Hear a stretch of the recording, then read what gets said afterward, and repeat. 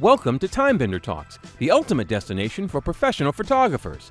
This weekly podcast is hosted by Peggy McCartha, a certified professional photographer with over 30 years experience and the creator of the Headshot Strategist certification program.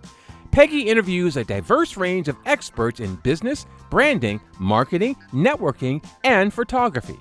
So whether you've been doing this for years or you're just starting out, we've got you covered. Oh, and don't forget to hit that subscribe button so you don't miss out on our latest episodes filled with tips, insights, and lots of fun.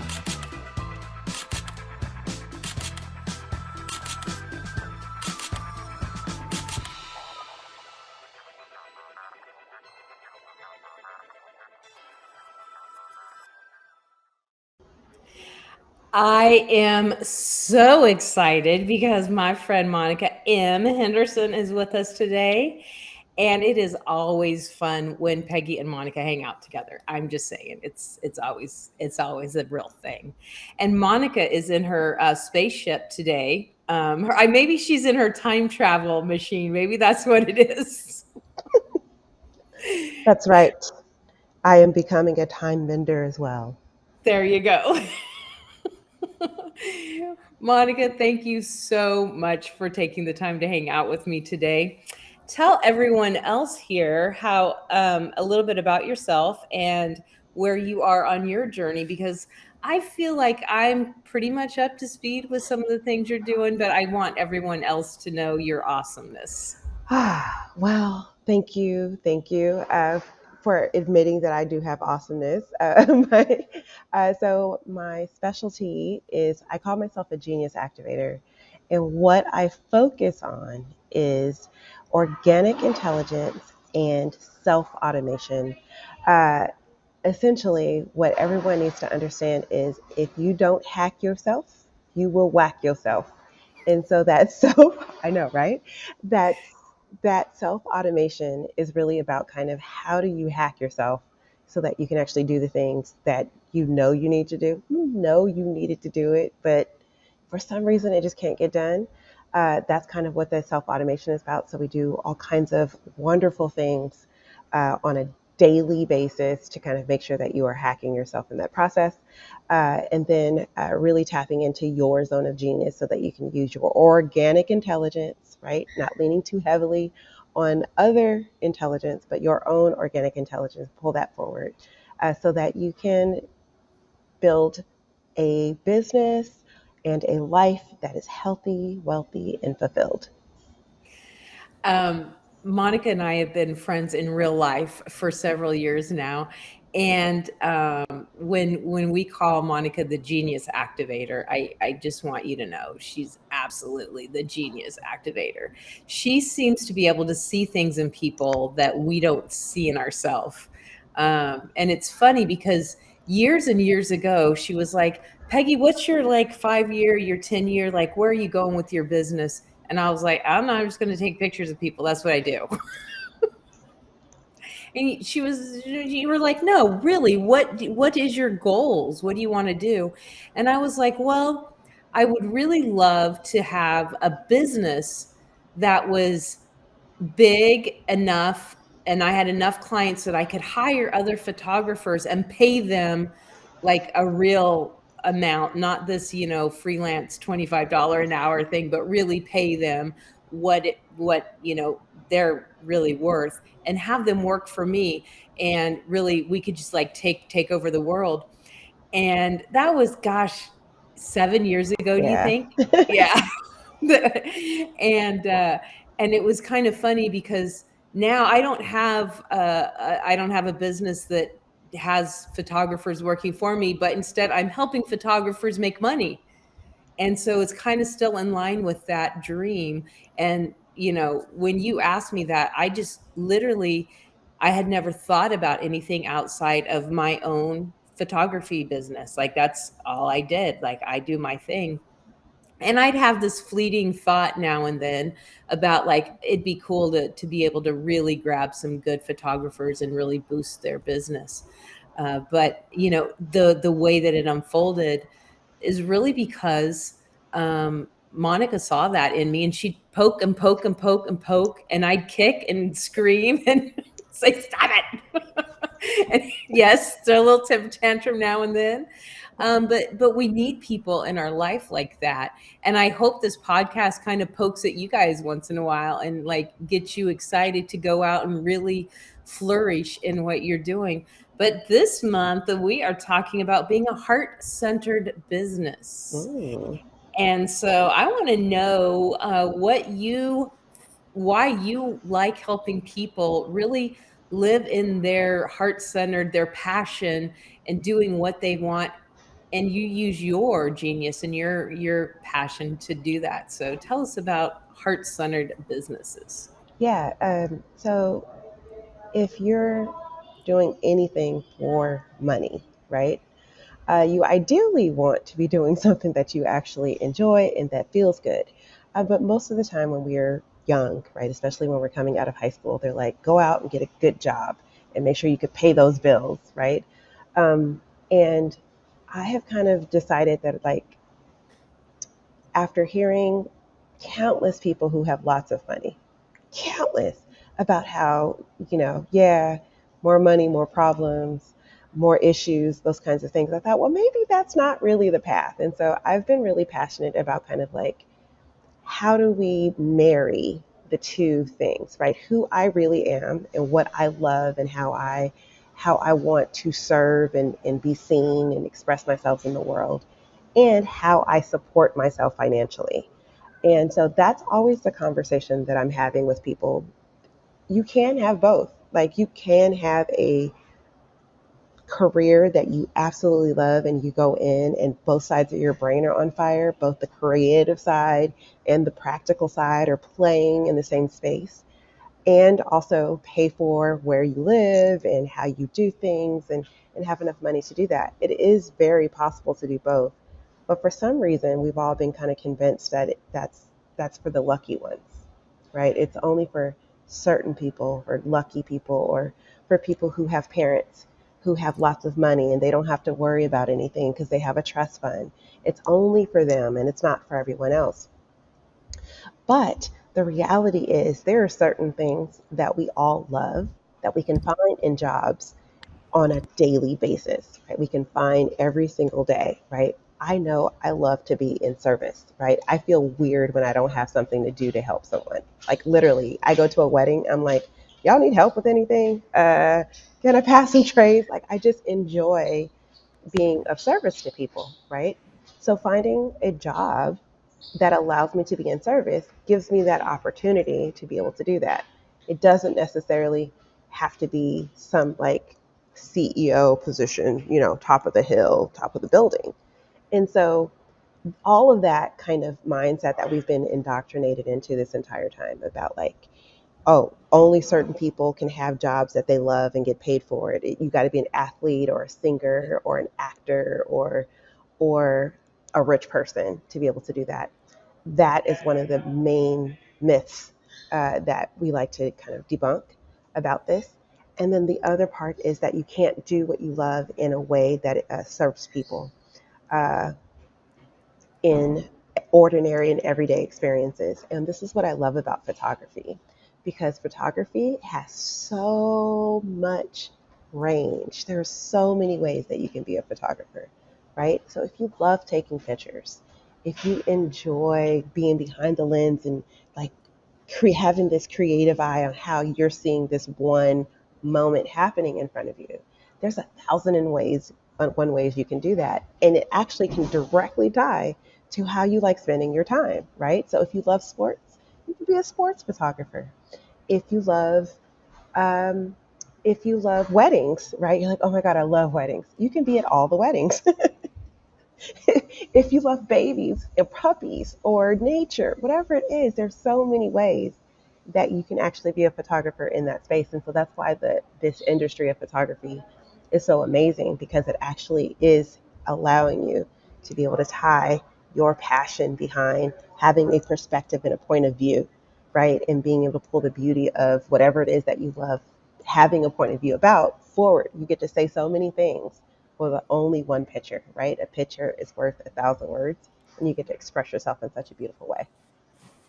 Absolutely. I and you know, there are times that you have to do, jobs that you don't necessarily love, but bottom line, it's like I still get to use the tools that I love. And, even though maybe I don't like doing events or weddings, I still, you got to pay the bills, you got to do these here and there, you got to do these things. But bottom line, all in all, I don't have to sit in a cubicle for 8+ hours a day. And, I get to do the things that I am passionate about and that I love. And I think that no matter what that is, whether it's, if you love cleaning, then do that for a living. And, people, we need all the things. I don't want to, go to a business downtown and it be filthy, right? So we need somebody to clean that up. I don't want to go, there's all the different things that I may not be good at, but it's important. Mm-hmm. And I think when we just open that up and say, you know what, how can I make money doing what I love? I think it's possible. I'm a person that believes that. Yeah. Now, when I met you, you were doing different things than you're Yes. doing now. So when did you kind of come into like, hey, this is really what I love doing. I love helping people build, businesses and build their dream lives. There Lives. we go. Lives. Yeah. Words sometimes.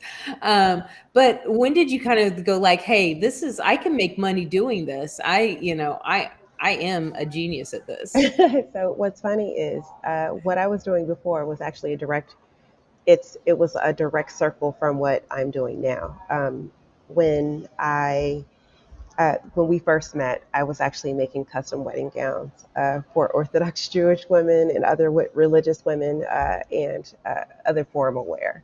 And how I ended up there was actually the same reason why I do what I do now, which was at the time I had kind of had this moment where I was like, I really want someone to take a chance on me because I know business inside and out. In a little context to me, have always been a builder. Even as a kid, I was I preferred blocks over dolls, right? I pretended to be an international businesswoman when I was make believe, right? I've had more Forbes and Entrepreneur magazines than I've ever had of Vogue or fashion magazines. It's just always been something that I've been intrigued about. And so I follow it like most people follow sports. I follow business in that kind of a way, right? And so it has always been just a natural curiosity for me. And some of you may resonate with that, with like, yeah, I've always followed certain things more than others, and I just didn't know that that wasn't just a hobby, but that was it could be an avocation, if you will. So I had kind of like had this moment where I was like, I really want someone to take a chance on me and allow me to build their business, right? Because I know I can do it. Like if I just had the right opportunity, and I got that opportunity with a little old Persian man working in the fashion district. And I helped him build his business, a formal and bridal boutique. And then while I was there was a need, right? And this need was, I love this dress, but it's missing this, or I love this dress, but I can't wear it because of that. And I was like, well, if we fix that, would you buy it? And they're like, yes. And I was like, awesome. So let's figure out how we can fix it, right? Buy the dress and I'll figure it out. So I worked in collaboration with a tailor across the street, and I would literally be all day. I'd spend my day selling a dress, walking them across the street, selling a dress, walking them across the street, selling a dress, walking them across the street. And the owner of the dress store was like, you can't keep spending your time walking across the street. I was like, well, maybe we should have a tailor in-house. So then I suggested to him to have a tailor in-house. I also negotiated 50% of this part because this was my addition to his business. And then began to manage my mink couture, was what I called it, which was inside of the store. That was the alterations and custom clothing part, as well as managing his store, right? So even in being of service in that way, I still was able to find an opportunity for me to be able to do what I do. And process of building that business, at some point it came to the time where my business was like so big inside of his business that was kind of like eclipsing my availability for time. And so we decided to part ways. I took all of my clients and the business that I had negotiated during the time to be mine. Took it out and had my own custom clothing business. Even in that, I still had a co working space with other designers because I had machines, I had a facility. If you need a sewing machine, feel free to come and use mine and, just kick in a couple of bucks. I even had like shared space where they could just come and market. Or like collaborate and like market different things. We did fashion shows together. We did bridal shows together. We did all kinds of things together because it was easier to share resources when you're working together than when you're trying to do everything by yourself, right? And so my door was always open. We had pop up stores in my studio where we would have little sip and shop events, and none of the clothing was mine. It was other people who had clothing that they wanted to sell, but the idea was this collaboration. So even when I was doing something completely different than what I'm actually doing now, right? It's exactly the same concept of what I'm doing now. Currently, I have a co working space where I support entrepreneurs in their own individual businesses. And we are collaborating and using resources together and supporting each other as we build essentially the world that we want to live in.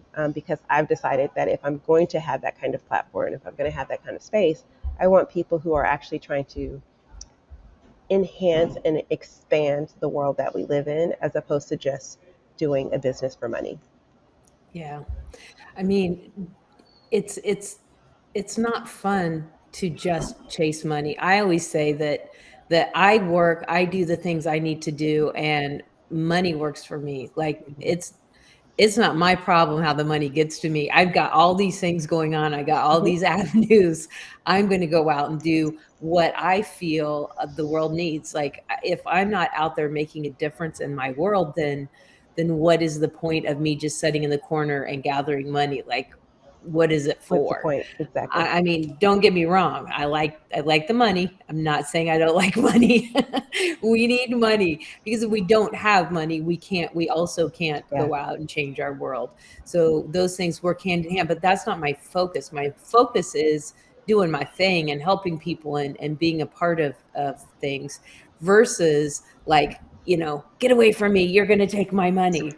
And yeah, because I feel like, and I know you and I are on the same page with this, it's like when you have your hands open to help, you also have your hands open to receive. Like, Mm-hmm. but when you're all closed off about me, what is that for? I Yeah. don't, I have this conversation all the time. Like, I have no problem with rich people. I don't understand what you do with $1 billion. Like I cannot fathom like why you would need to not pay me a living wage just so you can have that. That doesn't make sense to me. Yeah. I'm like, let's all work together and let's make this a Can I? better place for everyone. I will give you some Everyone. clarity. I'll actually give you some clarity. So, a lot of the Okay. times when people are not completely open to feeling, right, to FEL their life, they tend to fill FIL their life, right? And um, humanity has kind of gotten away from that feel part, right? We want to avoid feelings, we want to avoid uncomfortable, we want to avoid pain, we want to avoid all the things. And so we spend time filling our time, filling our spaces, filling our bank account because we don't want to feel the feelings, right? And so, one barometer that I use and that I teach my children specifically about having a job is never do anything for money that you wouldn't do for free, right? So, if you wouldn't willingly and open heartedly play in that space or do that job, no amount of money is going to be worth that thing. There's some people like, oh well, if you paid me this much, I'd do that. You got to be able to come into a space of making money from a space of like, oh, I would do this 100% of the time for free, but Hmm. I will gladly take the paycheck that comes along with this. And when you do that, what happens is you've opened yourself to two universal principles. One is this abundance, right? Abundance comes from a space of the law that says if you what you have what you have, you'll get more of. What you lack, you'll lose more of, right? And so, Mhm. if you're in this space of, oh, I have enough generosity to do this for free, you'll get money for it hand over fist, right? Especially because at that point, you're not coming from a place of like, well, I hope you'll pay me for this. You'll be coming from a place of like, oh no, this is my wheelhouse. It's my specialty. This is my jam. I'm good at this. We're going to do it. We're going to have I fun got having it. this. I got it, right? And when you're around people who got it and feel good and they're confident, then you're like, oh my gosh, like clearly you're good at this. How much do I need to pay you in order to keep this energy around? When we get jobs that we are only doing for money, we don't come into that space that way. We don't come into the space of like, I got this, I love this, this is my jam, I'm kicking it, woo, woo. Like we're not coming into it in that way. We're like, what do you want me to do? What do I got to do next? What's the next thing? Like, let's just hurry up and get this over with so that I can get my money and go, right? And that energy creates more of that. It creates more drain. It creates more. Nobody wants to hang out with that. No, Nobody wants to hang out no. with that. No one. And people will give you exactly what you're asking for at that point. Like, well, how much am I supposed to pay you? Okay, well, that's all I got for you. Here you go. Mhm. Think about it when you have a waiter who seems like they love their job. You're willingly able to give them that 22% tip, right? Like, oh, you know what? That was amazing. What else how much more money can I give you? Right? Versus when you have the one who shows up and is like, are you going to order? You're like, I don't think I'm going to tip that, right? Yeah. It's that same concept, but whatever job you do. The waiter who comes and is like, how can I serve you? I remember I had the best service. And the man was like, kept asking me my permission. May I bring you some ketchup? May I bring you another glass? May I take your order? It was like, and I was like, well, yes, please do. It's a whole Let thing. me go off on a little rabbit hole because you said that. So how did that make you feel when he asked you for permission? I was like, well, I mean, yes. I had like this whole regalness that came in me. My like posture changed, and I was like, well, yes. And I also felt even more generous towards him because I was like, that's so sweet of you to ask that if you can bring me mayo, if you can bring me ketchup for my hamburger. That, wow. Yeah, it was really empowering. Okay, so when we're like sending messages and sending emails and sending links, how about we say, "Hey, I saw blah blah blah, start a conversation." Be actually curious about that person as a Yeah. human and then say, "I would love to connect with you. Are you okay if I send you my calendar link?" Hmm. Instead of just like spamming their stuff. You know what? I have something that I think you would love to look at. Would you mind if I sent you that Yeah. link? Oh, yeah, go ahead. And then they ask for that link and they're Hmm. like way more apt to A, open the link and do something with it, and Yes. B, not think that you're just out there spamming like buy my stuff, buy my stuff, buy my Yeah. stuff. My, Like my, I agree with this 100%. I always say my sales cycle is 100% opt-in, right? Like it's 100% self-qualifying opt-in because I do think it is a co-collaboration with your client. It is a co-creation experience, and everyone needs to kind of opt in the entire time. For us, it's that whole. Remember when they were going through the Me Too thing? They're like, "What? You didn't know that was a thing? You didn't want my unwanted smack on the ass?" And it's like, I mean, if I like was like, "Hey," then that's one thing, but I didn't do that. Like, you need my I permission. was literally just existing. I It's was just just here. existing. And I was insulted by what you thought was what it's that same thing in business. Sometimes you really need to realize that all of the people who are a part of your business are in co-creation. And what's funny is sometimes in our community, I'll ask, is it okay if we do this? And they'll be like, what are you talking about? We've been doing this for forever. And it's like, but I always want you to feel like you have a choice. I always want you to feel like no is an acceptable answer, and be comfortable in that. And it'd be like simple things like, is it okay if if we do the show at a different time, or if I can help you with this, or if I can give you this advice, or if I could, change, edit this for you, because you do want people to feel like they have a part in it as well. So yeah, just rabbit hole, but this is a good one.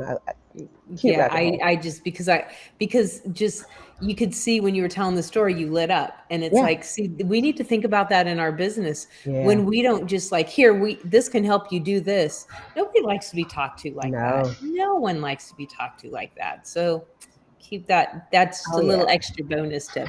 So why do you think it's so important to really have a heart-centered business if you want to succeed in your photography business? And we've talked about that in some of the other questions, but really focusing on really your your love for the community and really being heart-centered in that.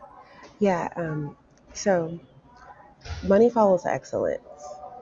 First things first, right? And we can't step into excellence if we are not actually following our heart and our passion.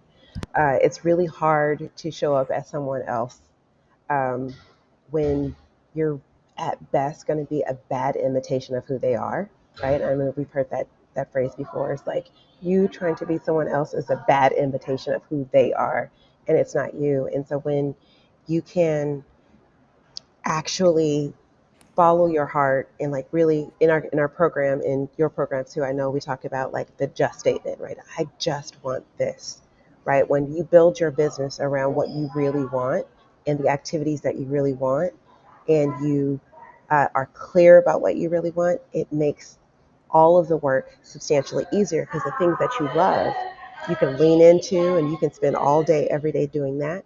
And the things that you don't love that are still necessary to thrive in your business, you're also open for collaboration with people who love that, right? And who can actually do that. And if they're heart centered as well, um, you'll get more than what you're asking for whatever it is the exchange of energy is supposed to be. We our good friend Bob, right?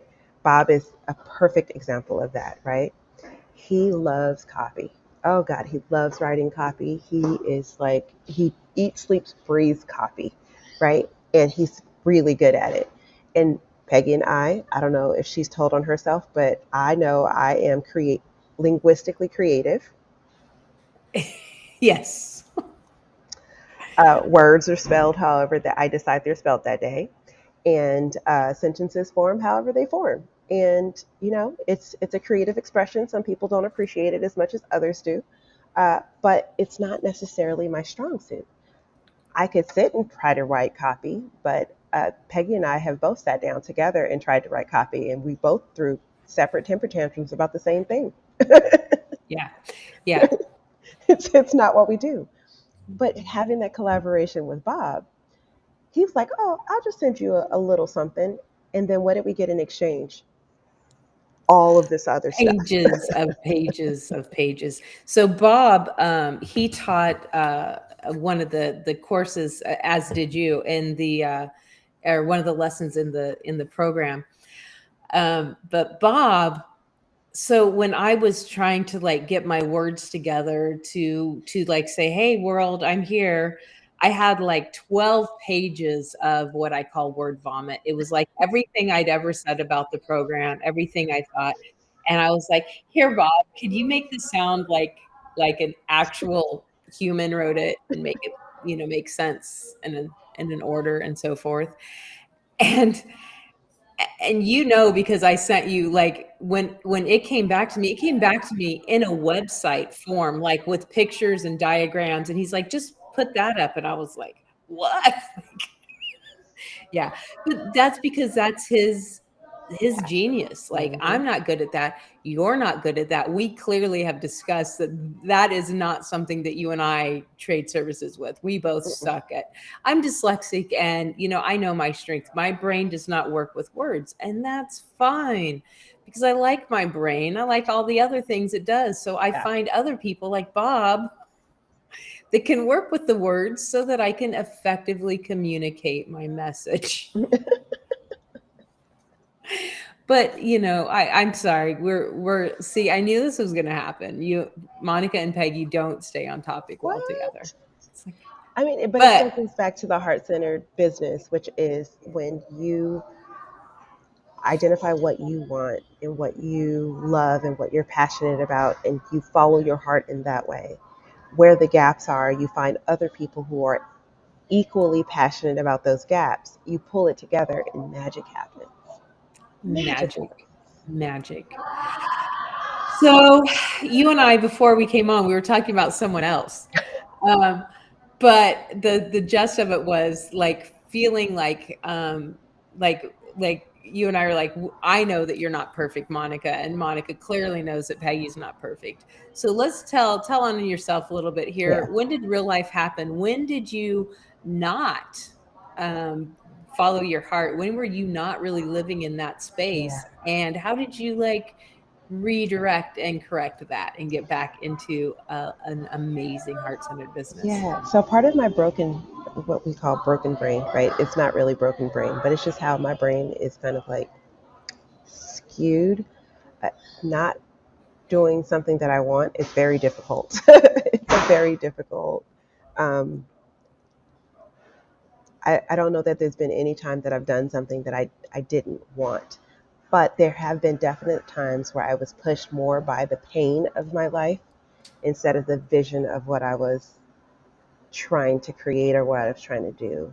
And really kind of a depression. I had a miscarriage, and I was living in a fog of a depression that I didn't even realize I was in for several years. And all of those decisions were things that I kind of wanted, I guess technically, but they were just like skewed views of what would fix how I was feeling, or like what would alter, would be exactly what I wanted.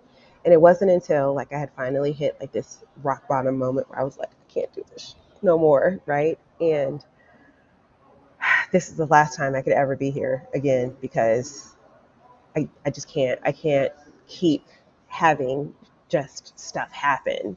Uh, I sat down in a park with a 99-cent notebook and a pack of pens, and I was like, we're going to figure this today.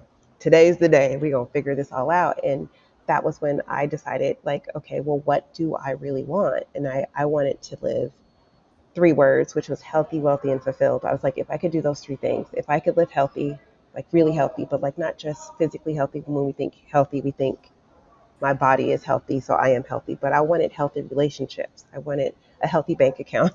I wanted a healthy way of living that was like harmonious, like where Mm, everything was working together. Um, and I wanted to have like wealth, but like not just money, right? But wealth in like just like rich experience, like that, like cozy, gooey experiences. You're like, oh my God, that was so much fun. Like I wanted to be able to enjoy life in all of the places, down to the savoring the flavors of food, to having wild experiences, to traveling, and all of that is kind of what I saw as the wealth of life, right? Being able to kind of have the ability to have my time and use it how I want to use it. And I wanted to be able to express myself. And because the first 12 years of my life were what I call the invisible years, and there wasn't a whole lot of outside communication coming from me. I wanted to be able to express myself in a great way. I wanted to be able to express myself in all of the ways. And that was when I kind of came up with this concept of like, I'm really good both creatively and also very analytical and like practical. And everybody knows I love a good spreadsheet. Like, like I get excited for spreadsheets. But I also get excited for colors and drawing and pictures and photography and fashion and all those things too. And I wanted all of the expressions of who I was to kind of come fully forward. And that day in that park, I decided that I was going to like write a vision for myself and then follow that vision, and only say yes to things that directly got me closer to that vision. And if it wasn't aligned with that vision, it was a no. It was just a hard no. And it took about 4 years for the story that I wrote out to actually fully, I mean, with great detail, to actually be like directly, I'm looking around like,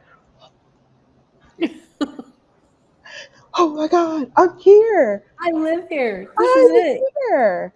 right? 4 years to get there.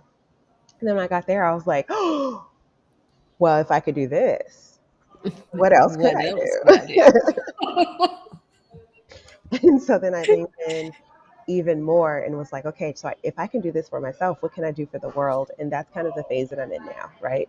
I've manifested for myself and got all the things for myself, but now I'm like, how can we manifest for the world? How can I help young people manifest lives that actually are healthy, wealthy, and fulfilled for themselves so that they can help us build a world that is healthy, wealthy, and fulfilled in the future?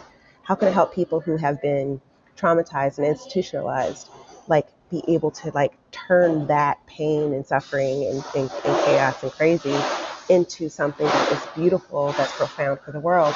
How can I have conversations with indigenous people and figure out how the rest of us can like learn how to be more harmonious with the earth, because they're doing it better than we are. And talking to billionaires is dumb because they don't know where their toilet is. They don't know where their plumbing goes.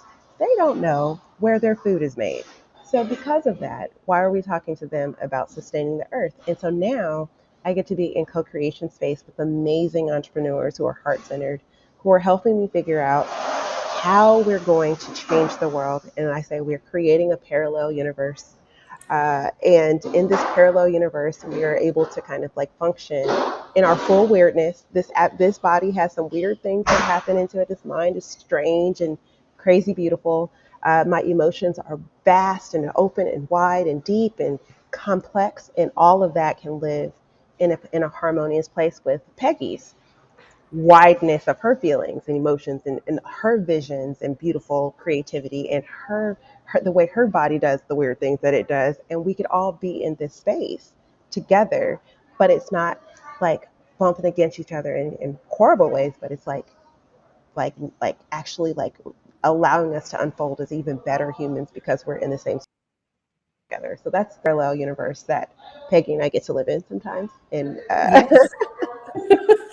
Yes. that's really kind of where my journey has brought me to this point. I love that. I love that story. So, speed round. One last tip. One tip to help people really focus on being a heart-centered business. All right, ready, go. Yes. So first, the first thing you must do is identify who you are. Remember earlier I said if you don't hack yourself, you're going to whack yourself. In order for you to be a heart-centered business, you have to know you inside and out so much that your doctors can't tell you what's happening in your body better than you, that anybody around you can't tell you what's happening with you better than you. You need to know what you love, what you don't love, what you're good at, what you're not good at. All of those things are going to be really necessary to be a heart-centered business person. You essentially have to become an expert of you and how you interact with other people so that you can bring out the best in them as well. So focus on yourself and really kind of going in, because we build in businesses from the inside out, so money flows from the outside in. Absolutely. And I grew up in a very abusive environment, and then I married into an abusive environment, and then I did it again. And it wasn't until then that I was like, okay, whoa, I'm stop. And people would, in all of those times, and even when I got out of that, people would say things to me like, what do you like to do? What kind of music do you like? What movies do you like? I'll just watch whatever. Like, I didn't know. And I really didn't know because I had never, ever allowed Peggy to figure out what Peggy liked and what Peggy, I knew I liked photography, but outside of that, like, I didn't know. I didn't take the time.